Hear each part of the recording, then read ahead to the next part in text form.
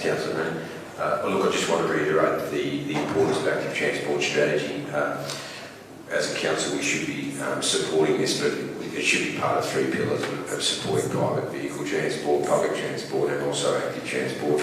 Increasingly, people do want to cycle or they want to walk to get to places. It's not just a recreation, it's also a way of getting to work, it's a way of getting to school. And if you look at, and I think it's well outlined in this report too, if you look at the cost-benefit ratio or analysis of these kind of projects, it's one of the highest and most important things we can do. So I fully support it.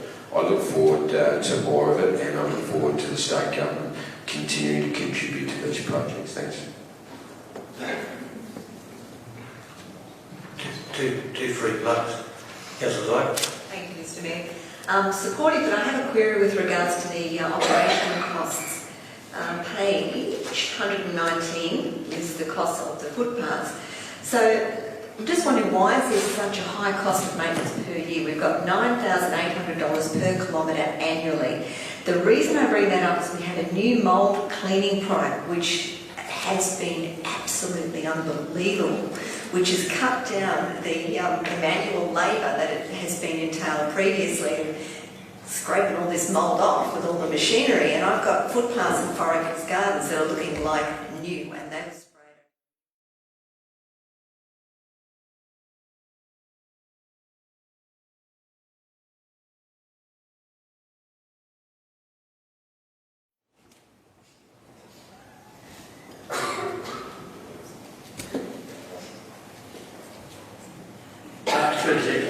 We can certainly have a look at that. These maintenance figures have just been put together recently by the maintenance team. Maybe they haven't thought about including the bioshield in these figures. We've never had a look at that. I hazard a guess, Mr. Gardner, there will be a very large amount of money when you think of the labour costs that have been saved. I understand. We can't use bioshield everywhere. Use approximately waterways, that sort of things. But yeah, it certainly can be used in quite a lot of locations. I'm sorry, could you clarify why we can't use bioshield everywhere? Isn't it? It's a safe product here? There are always directions on labels of these sorts of products that where you can and can't use them, but my understanding is this, you shouldn't be applying them directly near waterways if there's rain around and those sorts of things. No, but the majority of that footpaths. All right, it'd be great if you could get back to me on that. That'd be lovely. Thank you. Through the Chair, Councillor Zyger, I promise next year's budget discussions will have the numbers in that take into account bioshield.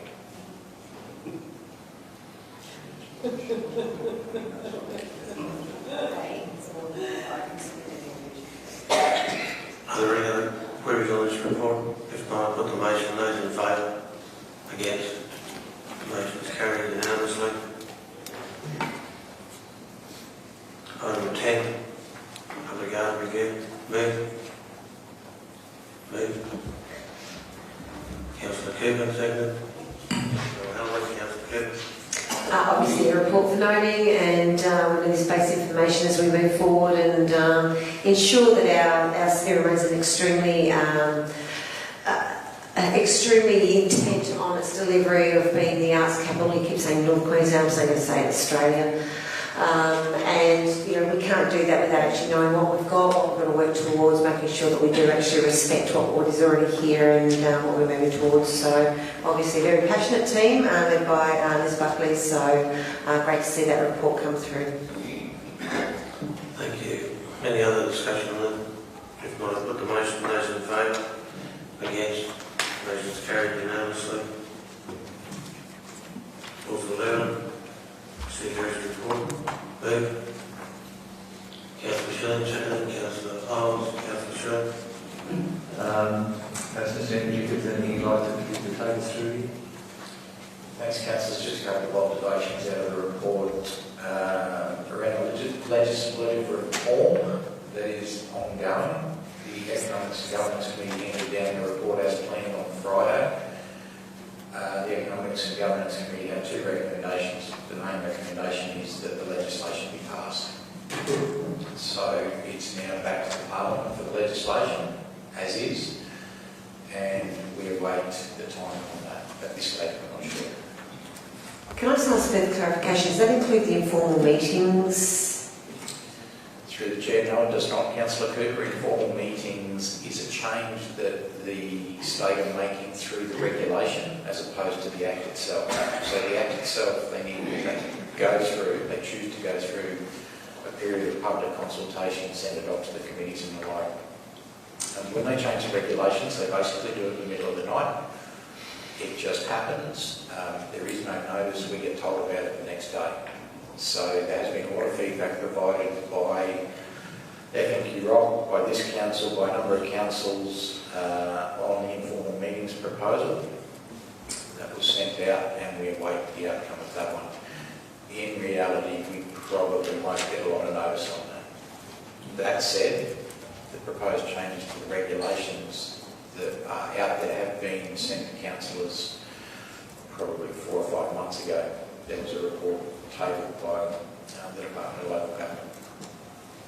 So we have provided feedback where the opportunity has arisen.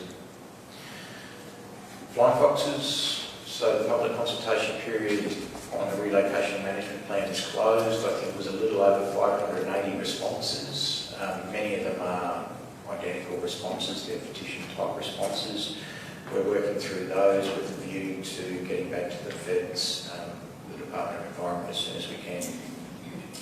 Copulate outdoor warning system, targeting early April. I think we've probably set a date now.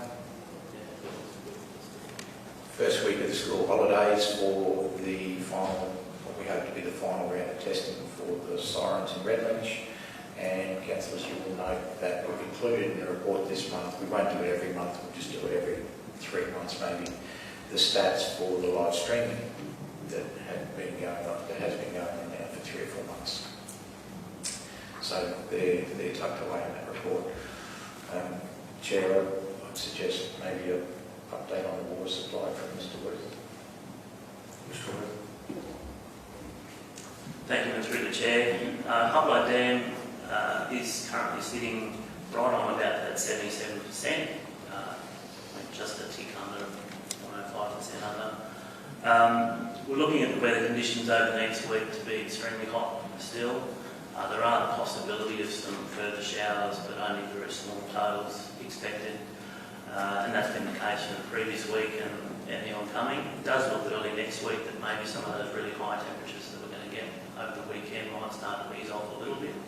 But they're still in the low 30s with pretty low rainfall totals. So at this stage we have retained the level 2 water restrictions as the rainfall that we have received hasn't been sufficient to take the dam right up to where we would normally expect during the wet season, which is reaching 100% capacity.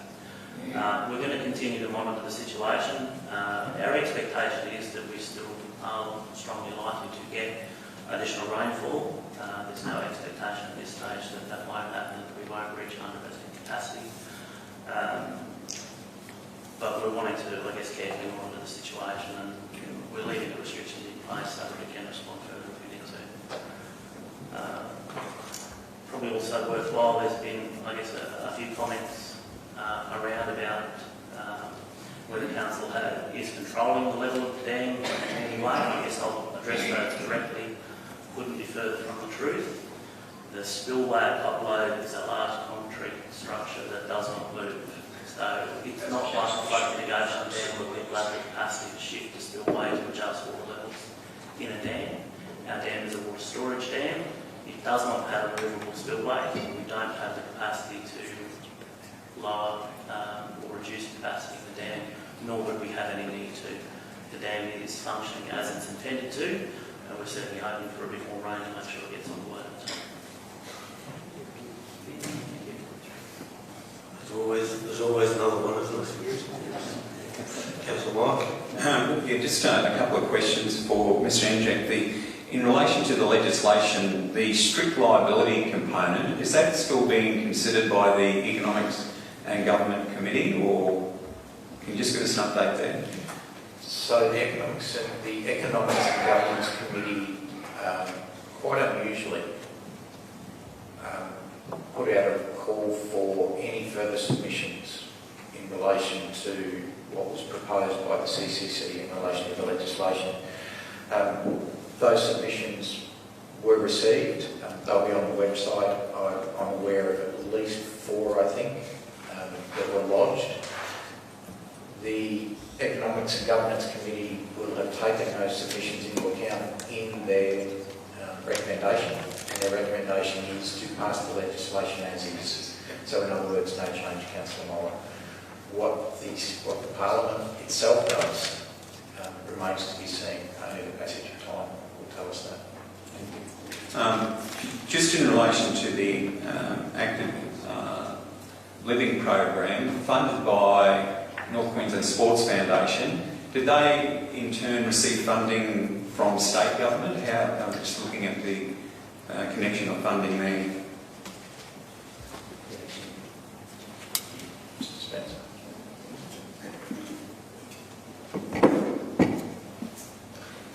Yes, through the chair.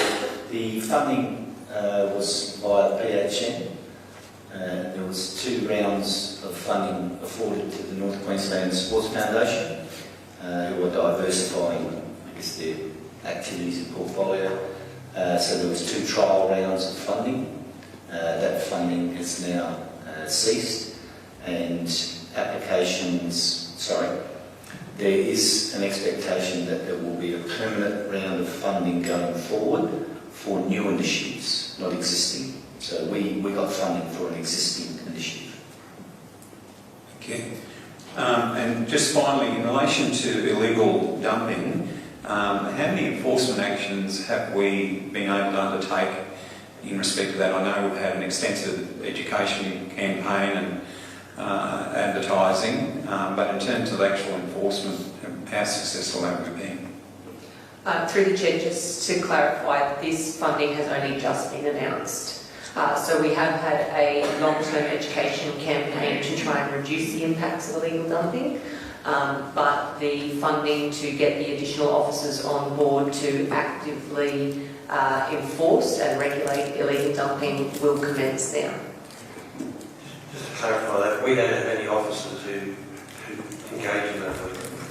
Through the Chair, yes we do. It is part of the work that our local laws team does amongst a range of different things, as you'd all be aware. The purpose of this funding is to put on 2 dedicated officers to enforce illegal dumping offences, which is fantastic.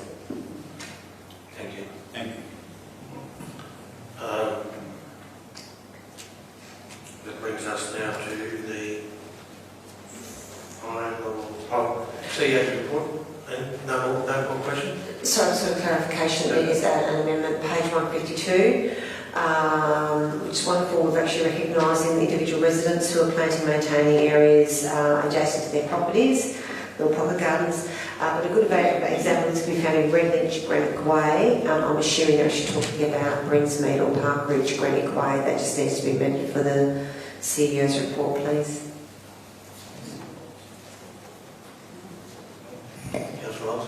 Sorry, Mr Mayor, I do have a comment.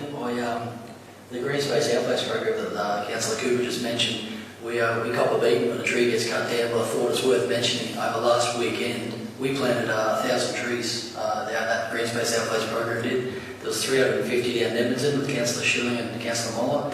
And then on Sunday, we did 500 at Quarry Beach. I was there to cook sausages. They got it done in 35 minutes. They planted 500 trees and watered them. I didn't have time to cook the bloody snags. 40 minutes, though. Yeah, we should have started first. and then there was a further 100 after the Jewish committee, which was in the paper yesterday. But I just wanted to point that out, like, as we do once a year, that we plant between 18 and 20,000 trees per year. But just in that one weekend, that little group, that Green Space Outplace, I think there's 3.5 employees.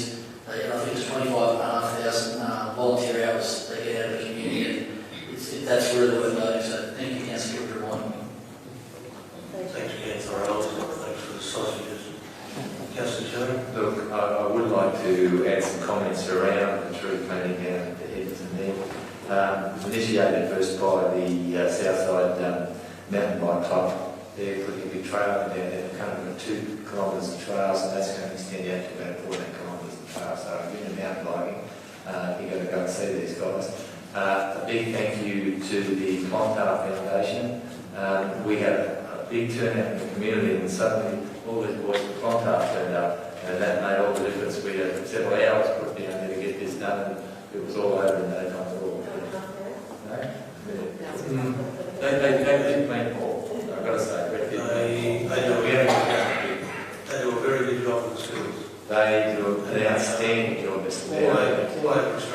We even had guys that had graduated last year turn up just because they missed the boys. So, no, it's a great program. Councillor Richardson. Thank you. I'm just getting away from trees and going to ask about the, is that a new application for funding for Bar Creek?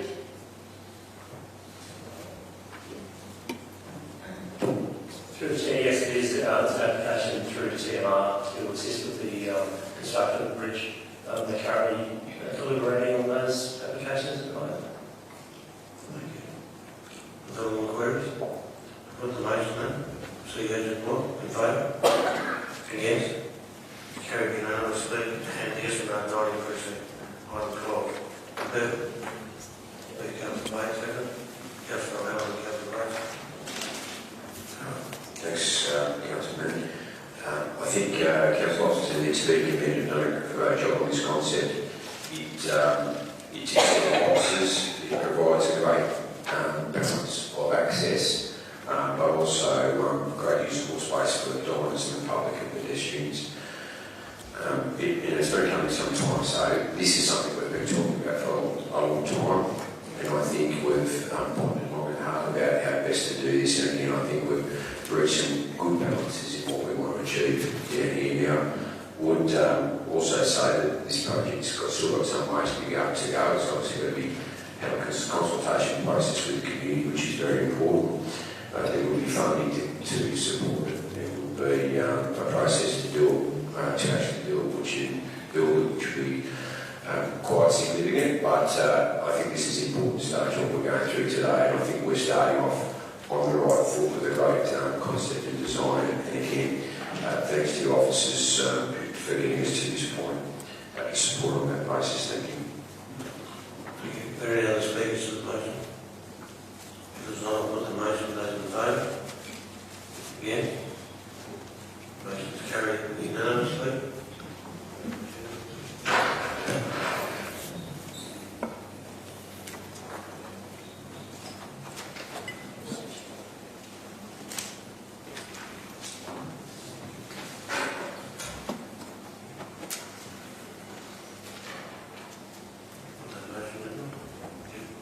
Okay, general business. Councillor Moore. Thank you. Councillors recently received a presentation from the Cairns Car Club in relation to their future plans for their site at Thompson Road. They have proceeded with some grant funding applications. I understand they met with local member Michael Healy yesterday. My general business motion is to indicate Council's support for the club and the work they're doing. The wording that I've got, I think I have circulated, is that Council supports the Cairns Kart Club in its grant funding application for their plan to develop part of Thompson Road sporting precinct for karting, cycling and driver education activities, which is subject to future consideration by Council. If I can get a second, I'm happy to make some comments to that. Seconded by Councillor Shilling. Look, pleasingly about this project is it is a multi-user. The club hasn't just focused on what they do, but they're certainly talking to Department of Transport and Main Roads about driver education. I understand they're talking to the Cairns Cycling Club, and it's a site that Council purchased some years ago and is suitable for this. They recently provided their presentation, as I said, around their business plan for development of the sport. They've demonstrated an appetite for working with other organisations to ensure sustainability on several different sporting and recreational educational endeavours. So I think it's a great project. They're just looking for some initial support, and a general business resolution will assist them in this regard. Thank you. Thank you, Councillor Moore. Councillor Shilling, I think Councillor Moore covered off pretty much everything there.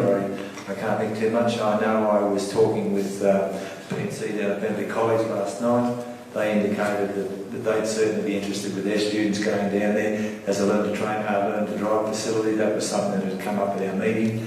to pursue through main roads and in the safest committee, that sort of thing. But no, they are very, very much in favour of. Councillor Bates. Oh, thank you. I'll be happy to support this one. Just a point of clarification, even though this does entail talking about supporting cycling, there is no formal relationship between the two groups or distinct between Kent Cycle Club and the Car Club, any distinct agreement around this. Thank you. Councillor Bates, it's my understanding you've had conversations with them. That's correct. Okay.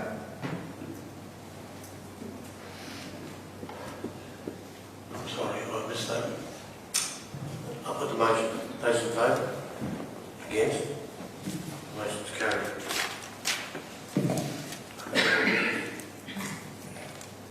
Councillor Cooper. Thank you. This is one that I have circulated to all councillors and to the CEO. It's in regards to the Active Living Suburbs Free Fitness Program. And the general business motion is in three parts. One is that council fund the remaining Active Living Suburbs program for the remainder of this financial year at an approximate cost of $10,000. Two, the council officers rights to Queensland Government requesting that they continue to partner council to fund the Active Living program, or through PHN, in the 2021 financial year. And three, the officers provide a report to the March round of council meetings on the costs and associated benefits of continuing the Active Living Suburbs program in the 2021 financial year to assist with deliberations to be held regarding the upcoming budget. If I can get a second, please, I can talk to them. Please, a second, Councillor Holmes. Thank you. I think like the starting point that I actually put in my note to everyone was why would we actually stop a program that's had such an immediate positive effect on our residents and has obviously jointly benefited from activating our parks and recreational space. Now, I know that this is going to form part of the budget discussions in any case. I just think it's a bit of an issue that we stop a program that we're going to be seriously looking at continuing to deliver, and whether that's through funding or through council operational expenses. In any case, I think to keep it rolling out, particularly as the weather's actually starting to, will be starting to improve once it finishes in the end of March, depending on what the weather does. To cease the program and then to actually have a look at, I think it just causes a little bit of confusion out there. There's already discussion out there with many of the groups concerned about finishing, and I think this just gives them a really strong indication that council understands how significant these programs have become to them. So I think firstly, and the whole point of pushing this and going out to the suburbs in the first instance, it reduces the impact on our environment and the road congestion by delivering programs to the suburbs. So obviously it's reducing the need for people to travel to the CBD, which is where all of our free fitness activities were previously. It's been amazing the bond that's created within the community. It's great to see these groups of people actually talking to each other, organising to catch back up in their local park spaces again, and then organise other meetings from then on, which I think is great. Obviously, it's promoting active, healthy living and delivers one of our major core pillars, which is to actually enhance our lifestyle. And as I said before, it reduces the confusion of taking away a program that we're actually hoping to potentially still deliver in the new budget cycle. So I ask on behalf of all residents who absolutely love this program that we at least continue it in the short term to determine where it goes in the future. Thank you, Councillor Cooper. Councillor Holmes. Yeah, thanks, Mayor.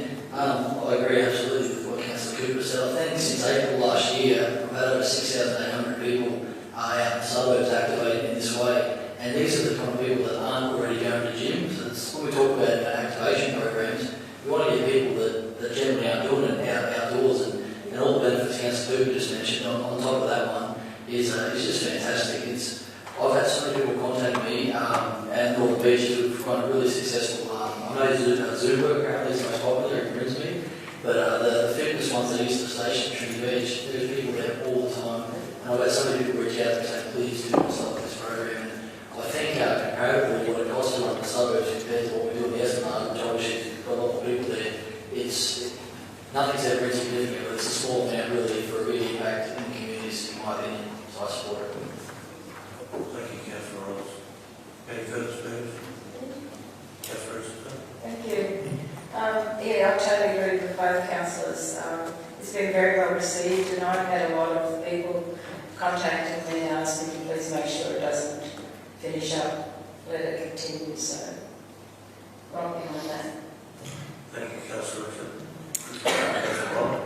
Yes, again, just to reiterate the popularity in the suburbs, and you know, we understand the activation of the Esplanade and you know, the level of attendance there, but people out in the suburbs, and particularly down my way, I think this Tai Chi at Edmonton and Zunga at Gordonvale, extremely popular. It's very important to continue, and a bit of the victim of its own success now is that the Binder residents are also asking for something, so please bear that in mind. And what I like about particularly the Zunga is the different age groups, from elderly down to kids, and even very uncoordinated councillors participating. So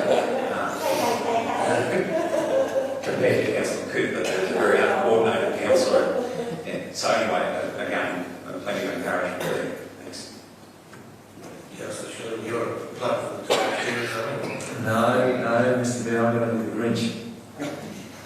Mr. Mayor, that once again we see the state giving us money for a program and then stopping the program, and then the community has to, or the council has to ask to pick up the tab. This is a health initiative, and the money originally came from PHN. Now that's funded by Queensland Health. If we're going to take over this sort of stuff, where do we stop? Do we want to run the hospital too? Where's it going to go? How much money do we want to put into this? We already put 200,000 into the Esplanade. Where do we want to grow this to? And do we want to keep doing it? Or should the state step up and start paying a share? This is for the health of the state. Thank you, Councillor Shilling. Councillor Zайber, you've got a smoke look on your face. Yes, Mr. Mayor, I do get irritated with that kind of thing that comes in from states. I know there are many community service organisations that have many programs all the time. But this particular program is, as we've heard from all the councillors, is invaluable. And it's only $10,000, and I'm just hoping that there is some bucket that is unsubscribed to that amount that we can pull that from just until we can get to our budget review.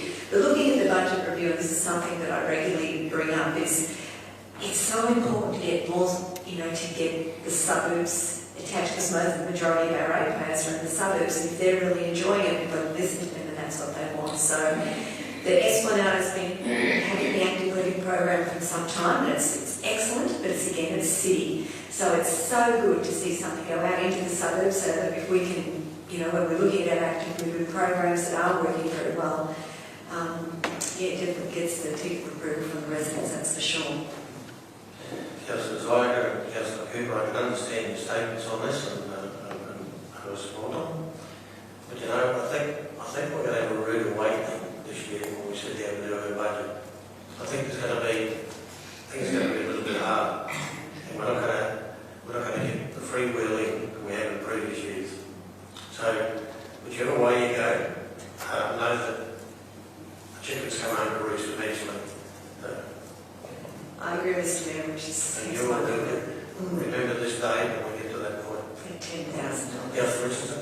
I'm just going to make a comment. I'm not sure if I'm right or wrong, but I understand PHN is funded by the federal government. It is. So it's not the state government issue. Put the vote. Those in favour? Against? Against, Councillor? No, I'm for it, thank you. Well, I'm just trying to keep up with the council votes. The motion is carried. Any other general business? Councillor Bates?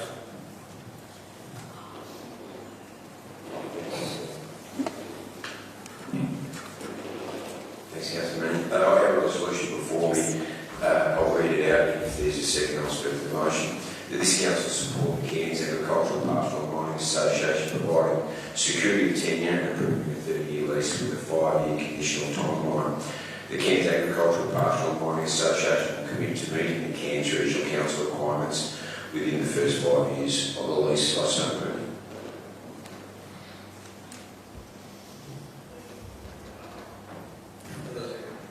You've got a second? Is there a second? Councillor Ron, second.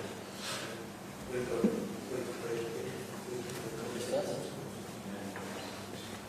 are there any conflicts of interest?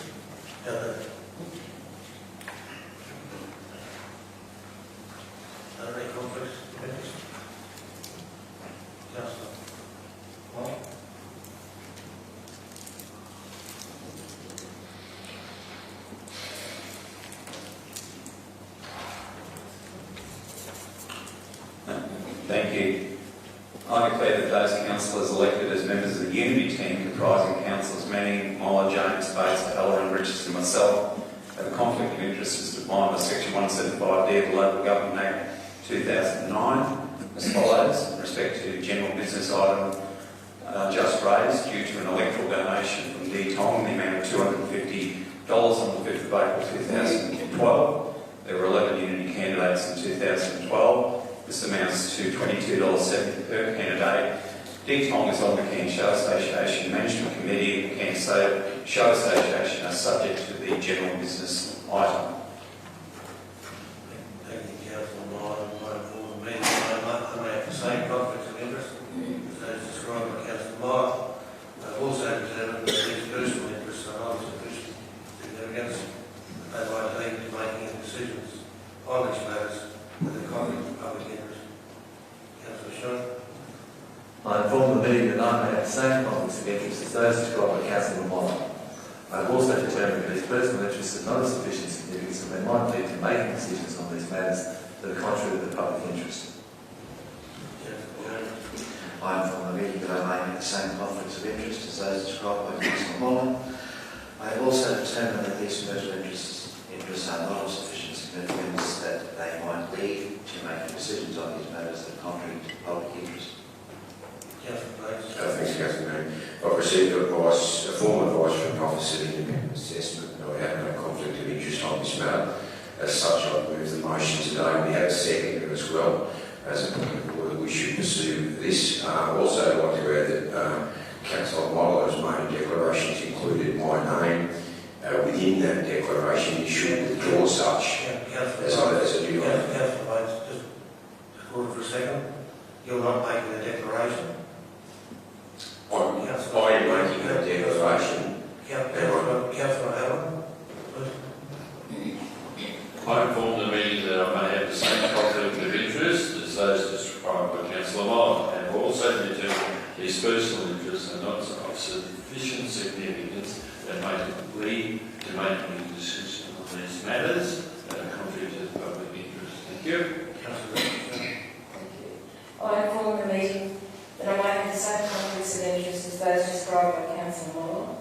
I've also determined that these personal interests are not of sufficient significance they might lead to making decisions on these matters that are contrary to the public interest.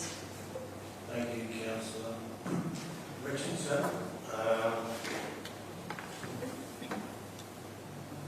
Councillor stated advice on this matter, and that is that we should be cautious in changing our previous positions on COI in matters relating to the Cairns Show Association. Excuse me, Mr. Manning, can you put your mic on? So sorry. Councillors received advice in regards to... The point of order, Mr. Manning, is that there's a motion here, there's a seconder. If there were declarations made, they should have been made at the beginning of the meeting. You were well aware of this motion 2 days ago. You should have made the declaration earlier. If you want to carry on, then I'll give you a warning and we'll move from there. I'll ask you to run the meeting properly, sir. The meeting's being run properly. Councillor Bates. You gave me the opportunity to make a declaration when I made so. Councillor Bates, it's the last time we're going to prevail with this. We have advice on this matter. That advice is that council should continue to declare a conflict of interest in this matter. That being the case, then this matter would be delegated. It would be delegated to Committee A. So they've got a motion there at the moment. Councillor Manning, I don't have a conflict of interest on this matter. I received formal advice. I would like to vote on this matter. Please with that motion. Councillor Moore. That will delegate this. Yes. Councillor Bates, through the chair, it's your choice whether you declare an interest or not. Completely up to you. I have not declared an interest because I received formal advice that I do not have a conflict of interest on this matter, and so I have moved this motion today on that basis. We have a seconder, we have a mover and a seconder. We have people who are able to vote or not vote. They should stay in the room and make that decision. The matter should be debated a point of order. The matter should be debated and voted on. Councillor Bates, you're reprimanded for this action. The next matter, the next decision will be for you legally. Now, I'm going to put this motion. We have advice, right? And the advice is that we should continue to declare. We can't rely on your whatever advice you've got. So, councillors, just to be absolutely clear, Councillor Bates is not declaring an interest. That is his right, that is his choice. We have now Councillor Moller, Councillor Shillen, Councillor James, Councillor Allen, and Councillor Richardson declaring an interest. That is 6 out of 10. Section 175E6 kicks in. The motion has been moved and seconded. Needs to be delegated. There is a motion on the screen to delegate this matter to Committee A. We have no choices in this matter. There is a majority of councillors who have declared an interest. I put the motion. Those in favour? Councillor Richardson? Councillor, please. Those in favour, raise your hand. Councillor Isles, Councillor Richardson, Councillor Allen, Councillor Cooper, Councillor James, Councillor Zyger, Councillor Shilling, Councillor Moller, and myself. That motion is carried with Councillor Bates dissenting. Are you dissenting, Councillor Bates? I have a question, Councillor Manning. Can I ask you a question? Are you dissenting or not? I am opposing the motion. I have a question for you. Then the motion is carried. Let's move to the next item of business. Councillor Richardson. Thank you. I just want to make a comment. I know it's a bit past its due date, but it's about Australia Day, Bill is known. I want to thank the committee and the local community out there for putting this all together and doing such a wonderful job. I know it was a pretty touchy day with the rain and that, but thankfully from 7 o'clock till 3 o'clock we had bright blue skies and sunshine, so it was absolutely fantastic. And it was great that the community came as well, beautiful community spirit out there on Australia Day. I'd like to also make a comment from the committee and myself. A big thank you to Anne Comte from Marketing and Comms, and if you could pass on to her how much we appreciate all her assistance on the day. She went above the call of duty. She was there all day. Absolutely brilliant. Thank you very much.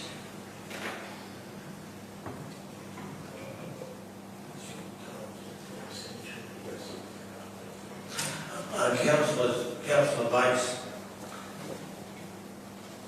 is this another matter? We're in general business. We're in general business, then yes. Okay. Just on the previous matter, I think it is of some importance. The previous matter is closed, Councillor Bates. It's closed. Can I ask you to desist? Well, yeah.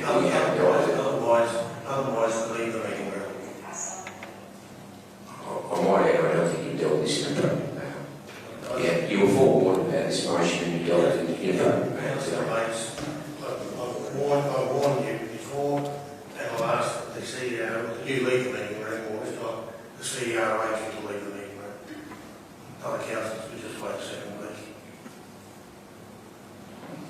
You're kidding. You are kidding.